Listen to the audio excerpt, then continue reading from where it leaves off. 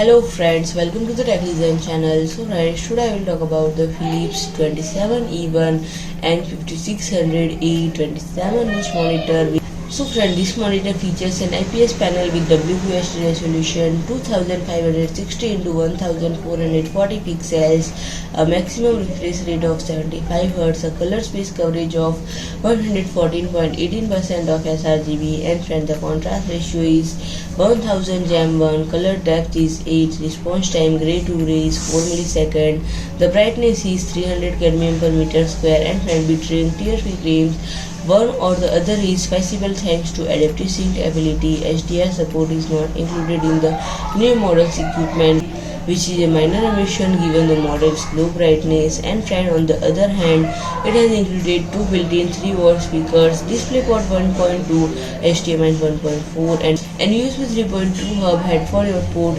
USB Type-C with DisplayPort, alternate mode, and 65 watt of power delivery are all supported on the connection side. And friend, it weighs about 4.7 kg without the stand.